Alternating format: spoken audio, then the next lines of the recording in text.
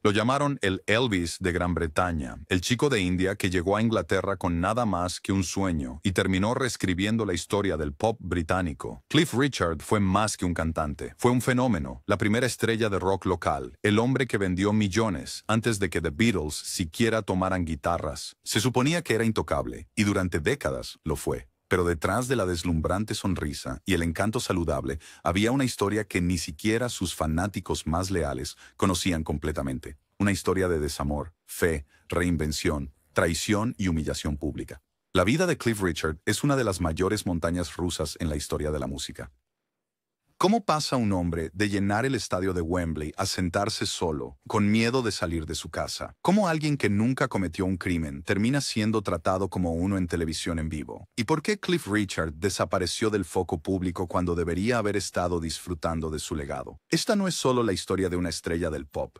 Es la historia de la resiliencia frente a una presión inimaginable. Es la historia de un hombre que fue primero coronado como el ídolo adolescente de Gran Bretaña, luego crucificado por la misma industria y medios que lo elevaron. Hoy profundizaremos en el extraordinario viaje de Cliff Richard, el ascenso, los desamores, los escándalos y la impactante redada que casi lo destruyó. Porque a veces las batallas más grandes no se libran en el escenario, sino en silencio cuando se apagan los reflectores. El 14 de octubre de 1940, mientras las bombas retumbaban por Europa y Gran Bretaña se preparaba para la invasión, nació un bebé a miles de kilómetros de distancia en Lucknow, India Británica. Su nombre era Harry Roger Webb, el niño que un día se convertiría en Cliff Richard.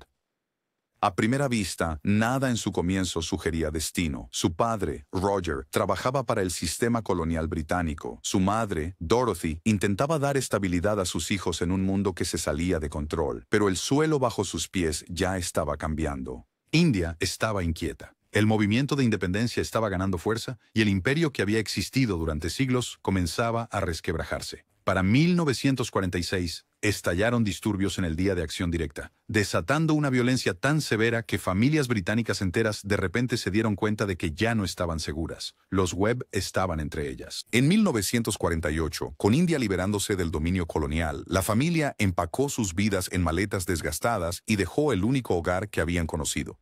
No volaron en primera clase, ni siquiera se fueron en un elegante transatlántico. En su lugar, abordaron el SS Ranchi, un barco lleno de cientos de familias ansiosas que entendían que su era en India había terminado. Durante 3 largas semanas, cruzaron el Océano Índico. El viaje no fue glamuroso, fue supervivencia. Los niños lloraban, las familias se acurrucaban juntas, inseguras de la fría y gris isla que les esperaba. Para el joven Harry fue la primera vez que la vida se reveló como frágil, la primera vez que entendió que la comodidad podía desaparecer de la noche a la mañana. Cuando el barco atracó en Inglaterra, el contraste fue brutal. Se había ido el calor y el color de la India. En su lugar, racionamiento, aire húmedo y austeridad de posguerra. Los Webb se instalaron en una casa modesta en Cheshunt, Hertfordshire. Las habitaciones eran más pequeñas, los cielos más oscuros y la comida más sencilla. Para un niño que había jugado en patios soleados, el cambio fue duro. Sin embargo, lo endureció. Harry ya no provenía de un entorno adinerado. Era solo otro niño inmigrante tratando de encajar en una Gran Bretaña que aún se recuperaba de las bombas y las pérdidas. La escuela no fue fácil. Su acento lo destacaba. La repentina disminución en el estilo de vida lo dejó inquieto. Pero dentro de Harry crecía un hambre. Ese viaje a través de los océanos había plantado algo permanente, la creencia de que necesitaba demostrarse a sí mismo, hacer algo más grande de la vida. La música se convirtió en su escape. Escuchaba discos siempre que podía, estudiando el sonido del rock and roll americano que cruzaba el Atlántico. Pero el destino no se anunció de inmediato. En casa todavía era Harry Webb, tímido, delgado, inseguro. La confianza que más tarde definiría a Cliff Richard aún no existía. Lo que sí existía era una necesidad de elevarse por encima de los cielos grises, de encontrar una voz lo suficientemente fuerte como para ahogar el silencio de la Gran Bretaña de posguerra, y pronto el destino intervino. En su adolescencia, Harry descubrió no solo que podía cantar, sino que podía hacer que otros se detuvieran y escucharan. Los maestros se dieron cuenta, los amigos lo animaron a intentar más. Poco a poco, el chico inmigrante de Lucknow comenzaba a creer que tenía algo especial. Aún así, en ese momento, nada estaba garantizado. Gran Bretaña no tenía verdaderas estrellas de rock and roll propias. Importaciones americanas como Elvis Presley dominaban las listas. Los artistas británicos, cuando existían, eran pálidas imitaciones. Para un chico que soñaba con triunfar en la música, las probabilidades eran casi imposibles. Pero Harry Webb ya había aprendido algo en ese largo viaje desde la India. Sobrevivir significaba desafiar las probabilidades. Y así, paso a paso, el niño que había dejado la India comenzó a desaparecer. En su lugar estaba naciendo una nueva figura. El mundo aún no lo sabía, pero las semillas del primer rockstar de Gran Bretaña ya habían sido plantadas. Todo lo que necesitaba era un nombre, un sonido y el momento adecuado para estallar. A mediados de la década de 1950, Harry Webb era solo otro adolescente en una Inglaterra gris que aún racionaba el azúcar y luchaba con las cicatrices de la guerra. Pero cuando los discos americanos entraron al país, Chuck Berry, Buddy Holly y, sobre todo, Elvis Presley, algo dentro de él se encendió. No eran números de salón educados, eran crudos, peligrosos, vivos. Harry quería ese sonido. Él quería esa rebeldía. Pero había un problema. Nadie en Gran Bretaña lo estaba haciendo. Las listas de éxitos del Reino Unido estaban llenas de crooners, canciones novedosas y baladas diseñadas para los padres, no para sus hijos inquietos. Los adolescentes británicos no tenían una estrella propia. Si Harry pudiera llenar ese vacío, podría convertirse en algo mucho más grande que solo un cantante. Podría convertirse en un movimiento. Entra Harry Greatrix, un manager con ojo para las tendencias. Vio potencial en la voz de Webb, pero sabía que el nombre no funcionaría. Harry Webb dijo, no suena como una estrella. Necesitas algo agudo, algo fuerte, algo que suene a rock. Juntos hicieron una lluvia de ideas. La respuesta vino en dos partes. Primero, Cliff, sólido, británico, inamovible, como un acantilado. Segundo, Richard, elegido como un tributo al extravagante rockero estadounidense Little Richard. Harry Webb desapareció.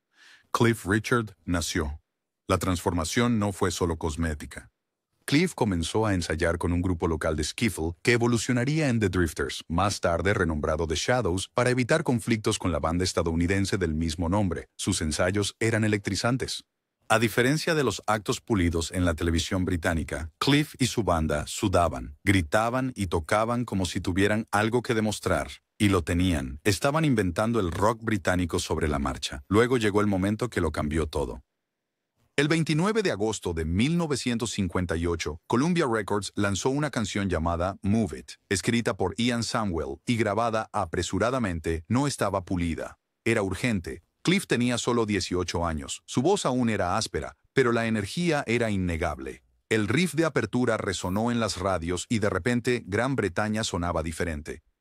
Por primera vez, los adolescentes en el Reino Unido no tenían que mirar al otro lado del Atlántico. Tenían su propia estrella, su propio himno. Los críticos de música lo dijeron claramente más tarde.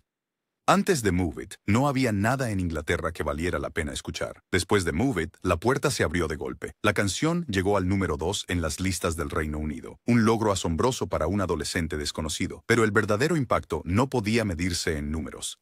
Fue en el caos que siguió. De gira, Cliff enfrentó escenas que Gran Bretaña nunca había visto antes. Las chicas gritaban, lloraban, incluso se desmayaban. Los chicos lo odiaban, resentidos por la forma en que él acaparaba la atención. Los guardias de seguridad no podían contener a las multitudes. Los periódicos lo llamaron Histeria de Cliff. De repente, Gran Bretaña tenía su propia versión de la manía al nivel de Elvis. La industria también lo notó. Las discográficas se apresuraron a firmar con artistas que se veían o sonaban remotamente similares. Los programas de televisión lo contrataron al instante, sabiendo que su nombre garantizaba audiencia. En un año vertiginoso, Cliff pasó de ser un niño inmigrante desconocido a ser el rostro de una revolución juvenil. Pero el propio Cliff no estaba completamente cómodo. Más tarde, admitió que no era naturalmente seguro de sí mismo. La actitud de rock and roll era, en sus propias palabras, una actuación. Pero no importaba. Para finales de 1959, ese acto se había convertido en realidad. Cliff Richard era un nombre conocido y no estaba disminuyendo la velocidad. En 1959 lanzó Living Doll, una canción que inicialmente odiaba, llamándola demasiado suave, demasiado falsa. Pero después de que su banda la ralentizó en una balada de estilo country, el sencillo explotó. Alcanzó el número 1. Se mantuvo allí durante 6 semanas y vendió casi 800,000 copias. Cliff tuvo su primer disco de oro. Para fin de año, había vendido más de 1 millón de discos en Gran Bretaña, algo que nadie había hecho antes. El chico tímido de India se había transformado en la primera superestrella del rock de la nación. Y sin embargo, esto era solo el comienzo. Porque pronto Hollywood llamaría y Cliff Richard demostraría que no era solo un cantante, también quería conquistar la pantalla. Para 1959, Cliff Richard no era solo la primera estrella de rock de Gran Bretaña, era su primer ídolo adolescente. Sus discos se vendían en cientos de de miles, y sus conciertos causaron escenas de caos. Pero Cliff no quería ser solo un cantante. Quería ser tomado en serio como un intérprete, un artista que pudiera cruzar fronteras. Y cuando Hollywood llamó, aprovechó la oportunidad. Su primera gran oportunidad llegó con la película Serious Charge, 1959. No era una película juvenil ligera. La película abordaba temas serios, escándalos sexuales, acusaciones falsas y corrupción moral dentro de una parroquia de la iglesia. Para un ídolo pop de 19 años, la decisión fue impactante. Se esperaba que Cliff jugara a lo seguro, produjera musicales ligeros y sonriera para los fans que gritaban. En su lugar, eligió un guión que rompía barreras. Cantó la canción principal, por supuesto, pero el mensaje más importante era claro. Cliff Richard no iba a ser encasillado. Al año siguiente, redobló la apuesta con Expreso Bongo, 1960, una sátira sobre la industria musical. La película se burlaba de los managers, promotores y de la misma máquina que había convertido a Cliff en una estrella. Una vez más, demostró que no tenía miedo de morder la mano que le daba de comer. Los críticos británicos levantaron las cejas, pero los adolescentes seguían llenando los cines. Para ellos, Cliff era más que un cantante. Era un ícono que se veía como ellos, hablaba su idioma y ahora aparecía en la gran pantalla. Pero fue Summer Holiday, 1963, lo que lo convirtió en un nombre familiar más allá de la música. La historia de 4 jóvenes conduciendo un autobús rojo de 2 pisos por Europa para encontrar amor y libertad era puro escapismo. Lanzada al amanecer de los años 60, capturó el optimismo de una nueva generación. Cuando la película se estrenó en Londres el 10 de enero de 1963, estalló el caos. Más de 3,000 fanáticos invadieron Leicester Square, bloqueando el tráfico y atrapando a Cliff en su coche. Se perdió su propio estreno, pero no importó. La expectación era imparable. El álbum de la banda sonora alcanzó el número 1 antes de que la película se estrenara a nivel nacional, manteniéndose en el primer lugar durante 14 semanas consecutivas. Canciones como Bachelor Boy, The Next Time y la canción principal, Summer Holiday, dominaron las listas. Incluso un instrumental de The Shadows, Foot Tapper, llegó al número 1. La película en sí se convirtió en el segundo mayor éxito de taquilla en Gran Bretaña ese año, solo detrás de Desde Rusia con Amor de James Bond. De repente, Cliff Richard no solo era el cantante más grande de Gran Bretaña, sino también su estrella de cine más rentable. Incluso superó a los actores en encuestas de popularidad, siendo nombrado la estrella de cine más popular del Reino Unido en 1963. Pero ningún éxito en la década de 1960 podía ignorar una sombra inminente, los Beatles. Para cuando Cliff dominaba los cines con Summer Holiday, John, Paul, George y Ringo estaban explotando en la Beatlemanía. La mayoría pensaba que Cliff se desvanecería en la irrelevancia de la noche a la mañana. Sin embargo, en 1964, en el apogeo de la histeria por los Beatles, Cliff Richard lanzó 6 éxitos en el top 10. Los Beatles lograron solo 5. Canciones como Constantly on the Beach y I Could Easily Fall in Love with You mantuvieron a Cliff firmemente en el centro de atención. En los cines, su Summer Holiday chocó con A Hard Day's Night. Ambos rompieron récords. La batalla era real. Incluso The Beatles admitieron su influencia. Paul McCartney dijo que The Beatles fueron a Hamburgo porque Cliff tenía a Gran Bretaña dominada, y John Lennon fue más allá. Antes de Cliff Richard y Move It, no había nada que valiera la pena escuchar en Inglaterra. A mediados de la década de 1960, Cliff Richard había logrado lo imposible. Se había enfrentado a The Beatles, conquistado tanto las listas de música como la taquilla, y demostrado ser más que solo una cara bonita. Fue el primer verdadero superestrella multimedia de Gran Bretaña. Pero la fama vino con decisiones. ¿Seguiría persiguiendo la corona del rock and roll o seguiría algo mucho más personal, algo que sorprendería a sus fanáticos más que cualquier papel en una película? A mediados de la década de 1960, Cliff Richard había sobrevivido a lo que la mayoría consideraba imposible, manteniéndose frente a The Beatles, encabezando las listas e incluso dominando la taquilla. Por fuera, era intocable. Pero detrás de escena, algo más profundo estaba ocurriendo. La fama no había resuelto la inquietud dentro de él. No había respondido a la pregunta de quién era realmente Cliff Richard una vez que las luces se apagaban y los fanáticos se iban a casa. En junio de 1966, el mundo lo descubrió. En Earl's Court, en Londres, Cliff salió al escenario no para cantar, sino para estar al lado del evangelista estadounidense Billy Graham. Ante miles de personas y con las cámaras grabando, Cliff Richard declaró que se había convertido en cristiano. No fue una confesión silenciosa en una entrevista de revista. Fue un testimonio público completo en una era en la que se esperaba que las estrellas de rock se rebelaran, no que rezaran. La reacción fue inmediata. Los fans quedaron atónitos. Algunos lloraron. Otros estaban confundidos. El chico que había sido promocionado como el Elvis de Gran Bretaña había tomado un giro que nadie esperaba. Su equipo de gestión estaba preocupado. La industria susurraba. ¿Podría un ídolo pop sobrevivir hablando de fe en medio de los años 60? La apuesta segura decía que no. Incluso Cliff no estaba seguro. Consideró alejarse de la música por completo. Pensó que tal vez el escenario y el cristianismo no podían coexistir. Algunos amigos lo animaron a formarse como maestro o misionero. Durante un tiempo, realmente luchó con la idea. Su carrera ya era legendaria. Quizás era hora de dejarla atrás. Pero entonces, algo cambió. Cliff se dio cuenta de que no tenía que elegir. No necesitaba abandonar su fe ni su música. En cambio, podía hacer lo que nadie había hecho antes, fusionar las dos. Decidió permanecer en el centro de atención, pero esta vez con honestidad. Cliff Richard ya no fingiría ser el arrogante rockero. Sería él mismo, un creyente, un cantante y un hombre decidido a vivir ambos roles sin disculpas. Era una apuesta. Los expertos de la industria lo descartaron. Las revistas de música especulaban sobre quién lo reemplazaría. Los agentes de reservas dudaban. Pero los fans, ellos, se quedaron. La decisión de Cliff de vivir abiertamente como cristiano no lo hundió. Le dio algo más poderoso que la imagen. Le dio autenticidad. Admitió más tarde que antes de 1966, su personaje de rock and roll era una máscara. Era tímido, inseguro, siempre actuando. Pero después de abrazar la fe, dijo: mi confianza creció. Mi actitud cambió. La presión de interpretar un papel desapareció. Me sentí libre para ser real. Esa honestidad se reflejó en sus actuaciones. Mientras otros se esforzaban por seguir las tendencias, Cliff sonaba más fuerte, más relajado, más él mismo. Y quizás lo más importante, se convirtió en un pionero.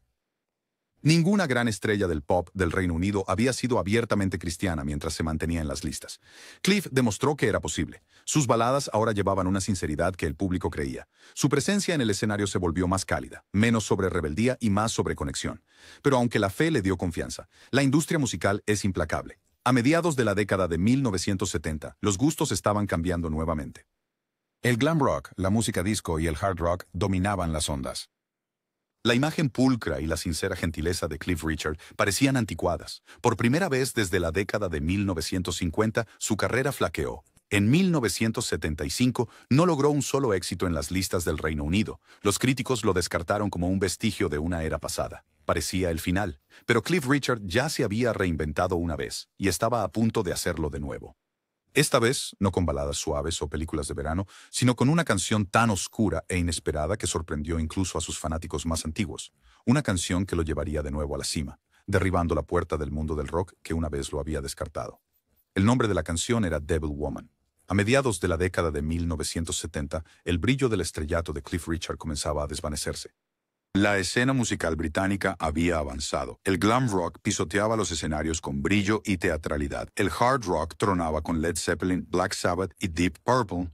Y, en el lado más suave, ABBA y la fiebre disco estaban redefiniendo el pop. Cliff, con su encanto saludable y su imagen impulsada por la fe, parecía peligrosamente fuera de lugar. Por primera vez desde su éxito adolescente, las listas ya no lo recibían. En 1975 se alcanzó un hito sombrío. Cliff Richard no tenía un solo disco en las listas del Reino Unido. Era impensable. Durante 2 décadas había sido una constante, siempre presente de alguna forma. Ahora, los periodistas lo llamaban anticuado. Se rumoreaba que su carrera había terminado. Incluso Cliff se preguntaba si tal vez los críticos tenían razón, pero algo dentro de él se negaba a rendirse.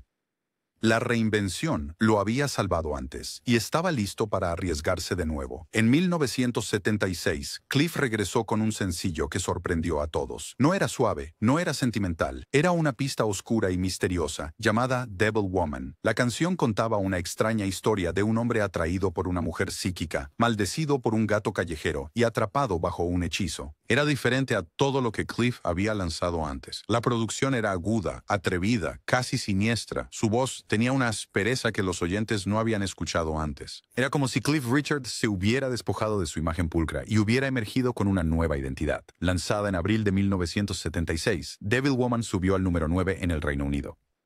Más importante aún, irrumpió en las listas estadounidenses, alcanzando el número 6 en el Billboard Hot 100, su primer éxito en el top 10 de Estados Unidos. Para un artista a menudo considerado demasiado británico para América, fue un avance que tardó 2 décadas en lograrse. El sencillo vendió más de 2 millones de copias en todo el mundo, reintroduciendo a Cliff Richard como más que solo una figura nostálgica. Era relevante de nuevo. ¿Qué cerró? Lo que sorprendió aún más a la industria fue quienes abrazaron la canción. La realeza del rock, Jimmy Page de Led Zeppelin, Eric Clapton, incluso Elton John, fueron vistos llevando insignias apoyando el álbum de regreso de Cliff, I'm Nearly Famous. Estos no eran los ídolos pop de los años 1950, eran dioses de la guitarra y estaban mostrando respeto público a un hombre que los críticos habían declarado acabado. Los periodistas musicales, que antes lo habían descartado, de repente cambiaron su tono. Uno incluso comparó I'm Nearly Famous con lo mejor de Marvin Gaye, una sorprendente reversión de Reputación. Cliff Richard, antes ridiculizado como seguro y anticuado, ahora era aclamado como un artista serio. El regreso fue más que comercial, fue personal. Cliff se demostró a sí mismo que podía evolucionar sin abandonar su fe ni su identidad central. No persiguió el disco, no copió el glam.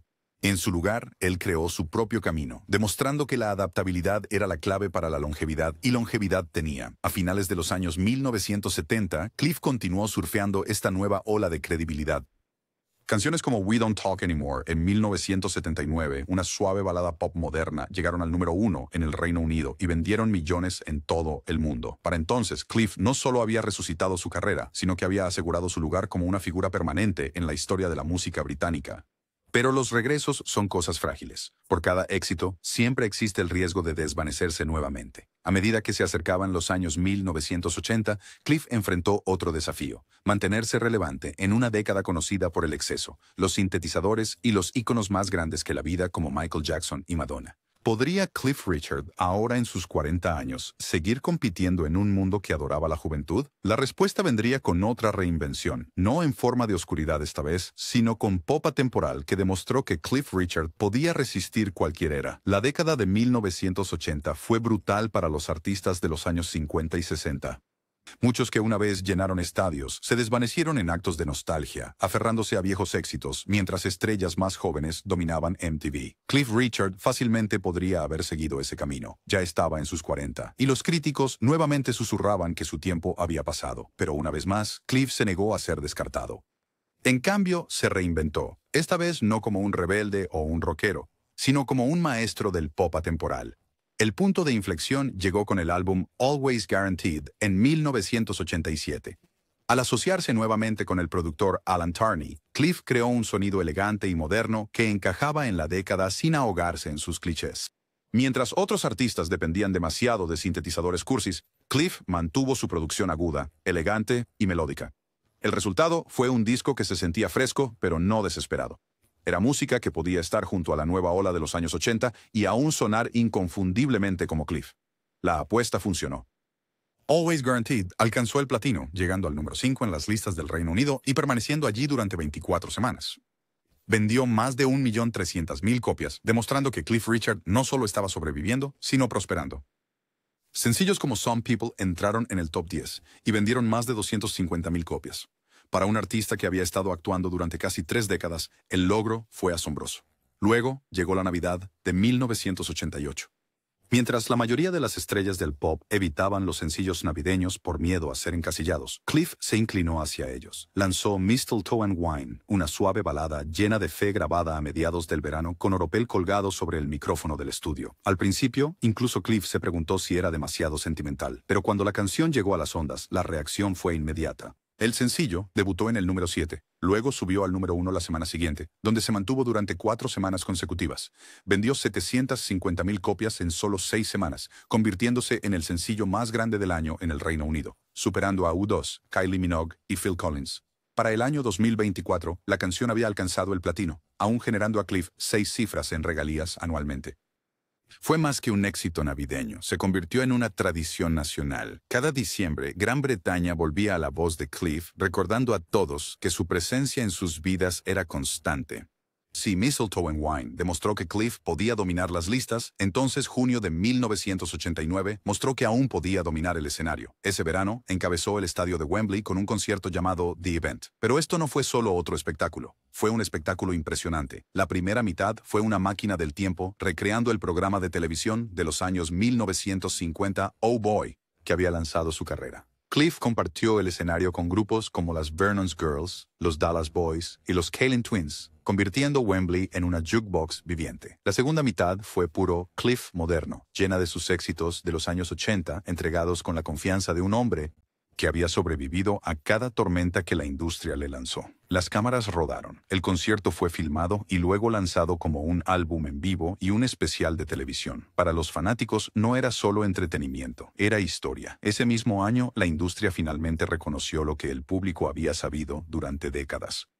En los Brit Awards de 1989, Cliff Richard recibió el trofeo de contribución destacada a la música, pero el honor no fue solo ceremonial. Cliff había logrado algo que nadie más había hecho, éxitos número 1 en 5 décadas consecutivas, los años 1950, 60, 70, 80 y ahora los 90. Para entonces, había lanzado 100 sencillos, acumulado 65 éxitos en el top 10 y logrado 14 números 1. En un mundo obsesionado con la próxima gran cosa, Cliff Richard demostró que a veces lo más grande nunca se va realmente. Había superado tendencias, sobrevivido a rechazos y se había reinventado una y otra vez. Pero los años 90 lo pondrían a prueba de una manera diferente. Esta vez no se trataba de mantenerse relevante frente a artistas más jóvenes. Se trataba de luchar contra una industria que parecía decidida a excluirlo, sin importar cuántos fanáticos aún lo adoraran. A finales de la década de 1990, Cliff Richard ya había logrado lo que ningún cantante británico había hecho antes: dominar las listas de éxitos durante 5 décadas. Había sobrevivido a las comparaciones con Elvis, superado a The Beatles y se había reinventado más veces de las que los críticos podían contar. Para sus millones de fans, Cliff era una institución, pero para la industria musical se estaba convirtiendo en algo inconveniente. Los programadores de radio, obsesionados con la cultura juvenil, comenzaron a dejarlo de lado. El punto de quiebre llegó en 1999, con una canción que debería haber sido un momento de triunfo. Cliff grabó The Millennium Prayer, un audaz sencillo que fusionaba las palabras del Padre Nuestro con la melodía de Auld Lang Syne. Para Cliff era una idea simple, una canción de fe y esperanza para dar la bienvenida al nuevo milenio. Para sus fans fue conmovedor, emotivo y perfectamente sincronizado para las celebraciones del año 2000. Pero para la BBC y las principales emisoras de radio era inaceptable. Radio 2 se negó rotundamente a incluir la canción en su lista, descartándola como irrelevante. Radio 1 ya había dejado de tocar a artistas mayores años antes. Chris Evans, de Virgin Radio, se burló de Cliff públicamente, diciendo que era demasiado viejo para el público moderno. La industria insistió en que no era algo personal. Se trataba de un atractivo general. Pero la misma emisora todavía ponía a Tina Turner y Cher, ambas contemporáneas de Cliff. Para los fans, el doble estándar era obvio. El propio Cliff estaba atónito. Durante décadas había entregado éxito tras éxito. Ahora, los mismos locutores que una vez dependieron de él lo estaban excluyendo. Sin embargo, si la industria pensaba que esto lo silenciaría, estaban equivocados, porque ocurrió algo extraordinario. Sin difusión, sin apoyo de la discográfica y desestimada por los críticos, The Millennium Prayer debería haber desaparecido silenciosamente. En cambio, prendió fuego. Los fans de Cliff se movilizaron. Las iglesias compraron copias.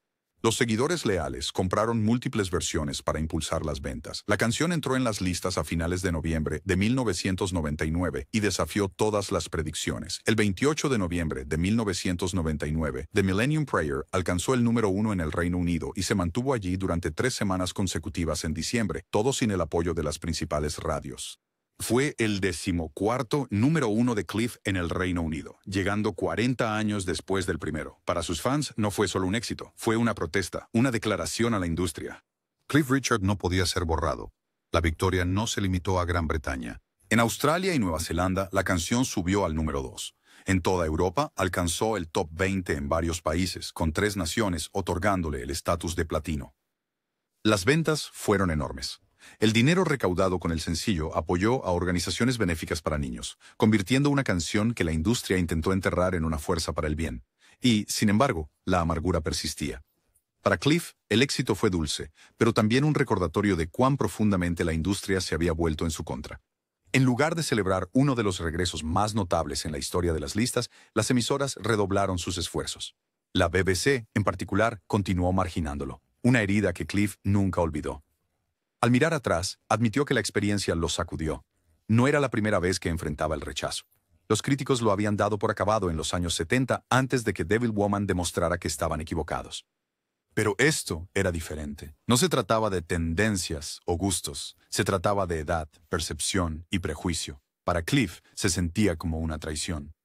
Aún así, se negó a dejar que la amargura ganara. The Millennium Prayer demostró que su conexión con el público era inquebrantable, incluso cuando los guardianes cerraron sus puertas. Durante décadas, A lo largo de las décadas, Cliff Richard había construido una carrera basada en la resiliencia, y ahora, al amanecer del nuevo milenio, había mostrado esa resiliencia más ferozmente que nunca. Pero el siguiente capítulo de su vida no se libraría en las listas de éxitos, se libraría en el corazón, e involucraría una historia de amor que nunca llegó a suceder, una que abarcó décadas, amistad y desamor.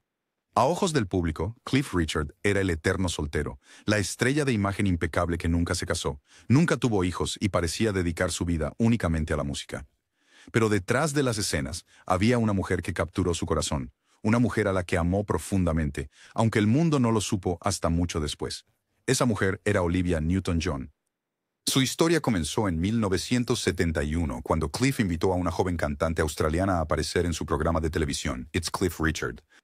Olivia tenía solo 22 años, con ojos brillantes y al borde de la fama internacional. La química entre ellos fue instantánea. Cliff admitió más tarde, supe de inmediato que era una amiga para toda la vida. Lo que no dijo, al menos no en ese momento, fue que se había enamorado.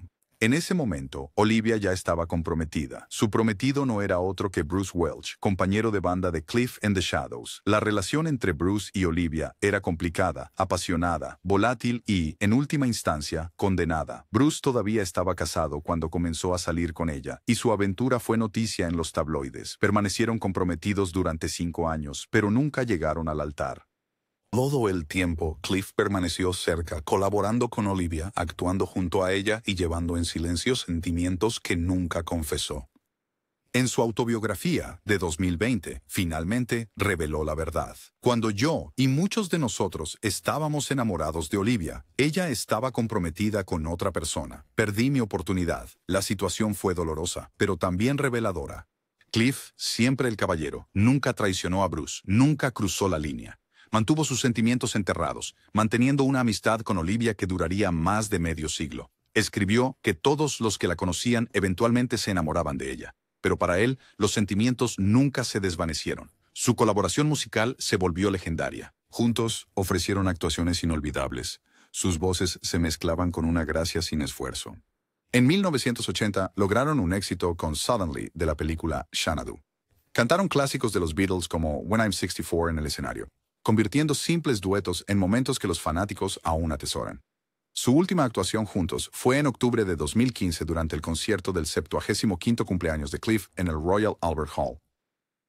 Cantaron Suddenly una última vez, y el público pudo sentir la profundidad de su conexión. Pero bajo las armonías había una historia de desamor. Olivia nunca se convirtió en la pareja de Cliff, al menos no de la manera que él había esperado. Ella se casó con otros, formó una familia, y Cliff, siempre reservado, siguió solo. Para el público, era un soltero por elección. Para quienes lo conocían, la verdad era mucho más complicada. Luego vino el giro más cruel.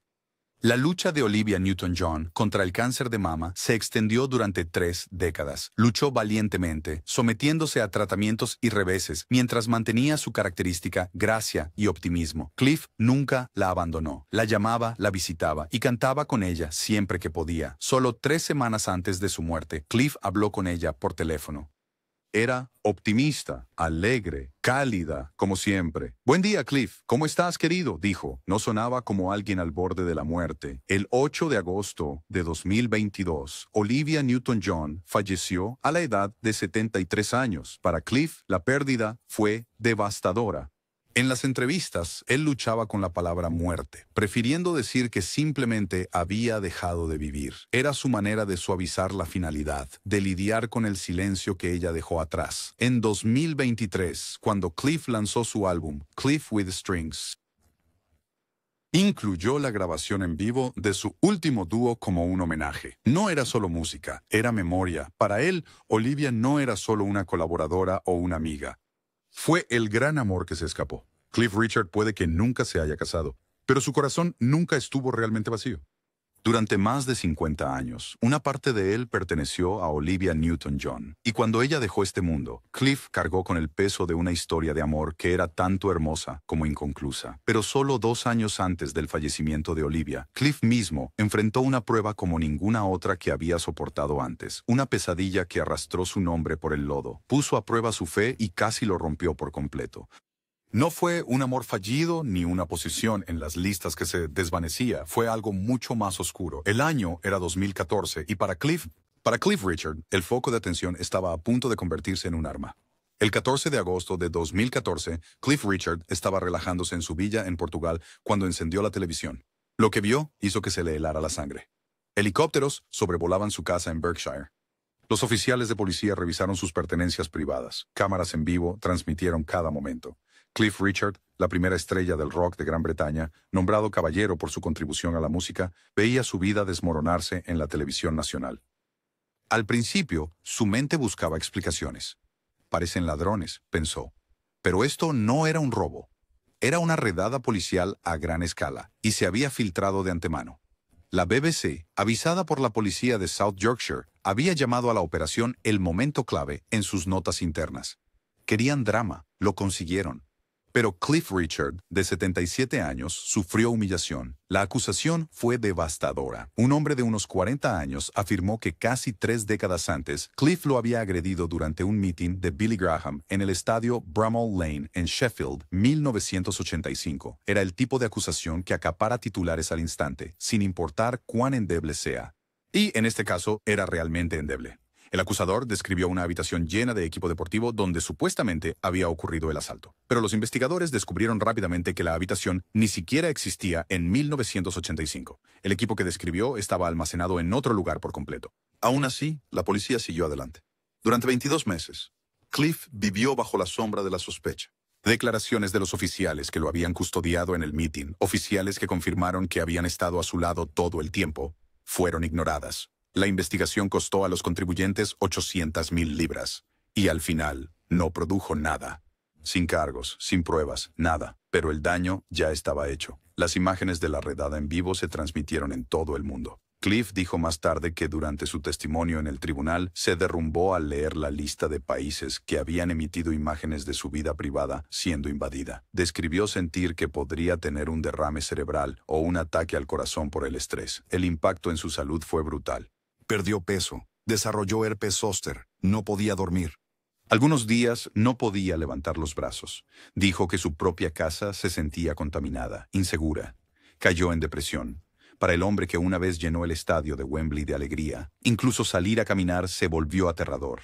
Y luego, como si la humillación no fuera suficiente, alguien intentó explotarlo aún más. En las semanas posteriores a la redada, un hombre intentó chantajear a Cliff, amenazando con difundir mentiras a menos que le pagaran. El chantajista fue arrestado. Sin embargo, de manera extraña, la acusación original todavía fue tratada seriamente por los investigadores. La BBC solo profundizó la herida. Mientras Cliff permanecía bajo investigación, ellos presentaron su cobertura en vivo de la redada para el premio Scoop del Año, como si destruir la reputación de un hombre fuera algo para celebrar. El tribunal más tarde calificó esa decisión de arrogante y humillante, otorgando a Cliff 20,000 libras adicionales en daños agravados, además del acuerdo final. En julio de 2018, Cliff Richard finalmente ganó su caso contra la BBC. El juez dictaminó que tenía una expectativa razonable de privacidad y que la emisora la había violado de manera sensacionalista. La policía de South Yorkshire admitió que su conducta había sido ilegal y pagó 400,000 libras en daños. La BBC finalmente gastó casi 2 millones de libras en costos legales y daños. Pero ninguna cantidad de dinero podía borrar lo que Cliff llamó la difamación. El Servicio de Fiscalía de la Corona dijo que no había pruebas suficientes para acusarlo. Cliff exigió un lenguaje más contundente. No había evidencia, ni una pizca. Sin embargo, la cuidadosa redacción legal dejó una sombra e insinuó un «y sí» que él creía lo perseguiría para siempre. En el Parlamento, les dijo a los diputados que ser nombrado públicamente lo había cambiado. Dijo que ya no miraba a las personas a los ojos de la misma manera, que aunque había sido absuelto, el daño era permanente. Siento que me han difamado, dijo. Y en muchos sentidos tenía razón. Su nombre, su legado, su reputación, décadas de trabajo se habían reducido a un titular, una redada y un rumor. Para Cliff Richard, la redada de 2014 fue peor que cualquier caída en las listas, peor que cualquier traición en la industria. Fue una crucifixión en el tribunal de la opinión pública, y aunque sobrevivió, las cicatrices permanecerían. Pero si la redada casi lo destruyó, los años que siguieron revelaron algo notable. Cliff Richard tenía una lucha más, esta vez no por posiciones en las listas o premios, sino por su propia supervivencia. Cuando el polvo de la redada de 2014 finalmente se asentó, Cliff Richard se quedó con dos cosas: la reivindicación en los tribunales y cicatrices que ningún acuerdo podría borrar. Había sido absuelto, había ganado, sin embargo, admitió en privado que la victoria se sentía vacía. Nunca recuperaría los casi 2 años perdidos por la sospecha, las noches sin dormir, o la forma en que la gente ahora lo miraba. Dijo simplemente: siempre sentiré que me han difamado. Aún así, Cliff no era un hombre que desapareciera por completo. En cambio, redirigió su energía hacia la supervivencia y hacia cambiar las reglas para que nadie más tuviera que soportar lo que él había pasado. El fallo en su caso contra la BBC se convirtió en un hito, endureciendo la forma en que los medios británicos podían informar sobre investigaciones policiales. Por primera vez, una celebridad de alto perfil había desafiado la cultura sensacionalista y ganado. Fue más que una victoria personal. Fue un cambio en el equilibrio entre la libertad de prensa y los derechos individuales. Aún así, el propio Cliff se retiró del constante resplandor. El hombre que una vez había buscado las cámaras de televisión, ahora las trataba con cautela. Pasaba más tiempo en Portugal, más tiempo en Barbados, rodeándose de amigos que nunca dudaron de él. Y sin embargo, incluso en esta vida más tranquila, nunca abandonó la música. La grabación se convirtió menos en perseguir listas de éxitos y más en crear momentos. Álbumes como Rise Up en 2018 y Cliff with Strings, My Kind of Life en 2023, recordaron al mundo que su voz, notablemente intacta después de 6 décadas, todavía estaba allí, y los números aún asombran. Cliff Richard ha vendido más de 250 millones de discos en todo el mundo. Ha logrado 14 sencillos número 1 en el Reino Unido, más que nadie excepto Elvis y The Beatles. Ha conseguido éxitos en el top 10 en cada década, desde los años 1950 hasta los 2000. Ningún otro artista británico en solitario ha igualado su alcance.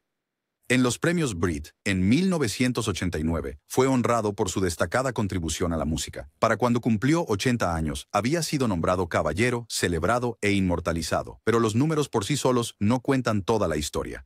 La carrera de Cliff se define no solo por las ventas, sino por la supervivencia. Una y otra vez fue descartado por los críticos en los años 70, por la radio en los años 90 y por el escándalo en los años 2000. Cada vez encontró una manera de regresar.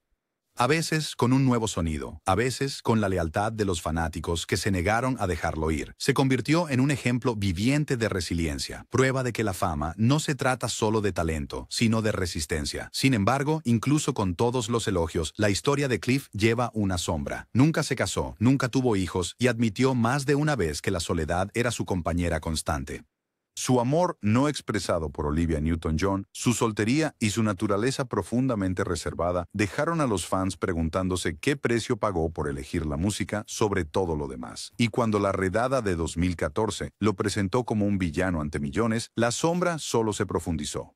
Aún así, quienes conocen a Cliff dicen que su fe lo sostuvo. Fue la misma fe que sorprendió a los fanáticos en 1966, la misma convicción que lo llevó a estar al lado de Billy Graham, la misma creencia que lo ancló durante las noches de insomnio después de la redada. A menudo dice que su confianza como intérprete, su capacidad para soportar tormentas y su negativa a desaparecer están arraigadas en esa certeza interior. Entonces, ¿dónde deja eso su legado? Por un lado, Cliff Richard es la primera estrella de rock de Gran Bretaña, el hombre que abrió la puerta para The Beatles y The Stones. Por otro lado, es un sobreviviente marcado por la traición, por la industria, por los medios de comunicación y por un sistema de justicia que deja que la sospecha persista. Su vida es una paradoja.